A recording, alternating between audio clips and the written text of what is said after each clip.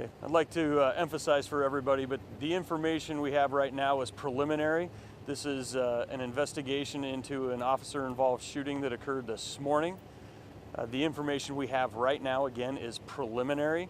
The SEER team is here on scene conducting the initial investigation into this incident. What we know right now is we had 2 deputies from the sheriff's office come to this location this morning on acting on information that a wanted subject was at this location. So at about 6:25, they self-dispatched themselves to this location. They were able to confirm that the subject they were looking for was inside the storage unit and had a confirmed felony warrant for possession of a stolen motor vehicle and 2 confirmed misdemeanor warrants for his arrest. The deputies developed a plan to safely contact the subject. At about 7 o'clock this morning, they entered the storage unit. They made contact with the suspect in a vehicle. One of the deputies approached in his marked patrol car, activated his emergency equipment as he pulled up to the front of the suspect's truck, made contact with the vehicle to prevent any avenues of escape.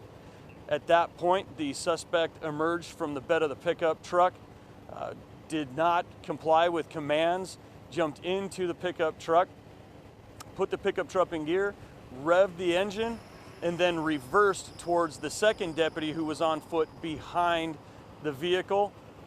The deputy behind the vehicle was between the vehicle and the building. With the vehicle accelerating towards the deputy, shots were fired. At that point, more commands were given as the suspect was down inside the vehicle.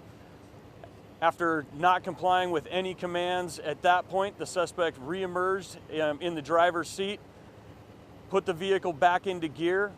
Additional shots were fired. The vehicle struck the building inside.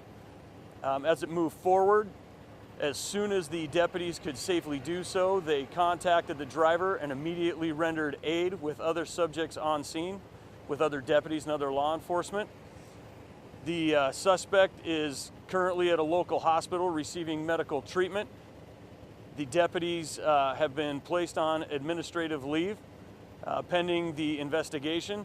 From here, the Spokane Police Department is the managing agency for the SEER team, with the Washington State Patrol and other SEER team agencies conducting the investigation. So you said 2 deputies on administrative leave? There's 1 deputy on administrative leave right now. The other was a witness officer. You mentioned shots were fired when they were in the pickup truck. Who was first, the suspect or the deputies? I have no indication right now that shots were fired by the suspect. It was the deputies who fired their weapons, or the deputy who fired his weapon. That whole situation where he reversed towards the second deputy, was that happening inside the storage unit or outside? Well, inside the complex. It was not in a unit. It's a secured complex? It is, correct. So you guys had to get access to be able to get in? Yes, and they had a plan, their initial contact plan. They made a plan to where the suspect wouldn't be able to leave by blocking the keypad before they contacted him. Do you have any updates on the suspect's condition right now? Again, the information we have right now is preliminary. That information will be released later. So is it believed the suspects were living inside the storage unit? I don't have any of that information. Again, this is just the preliminary information we have right now. The SEER team will be able to determine all of that.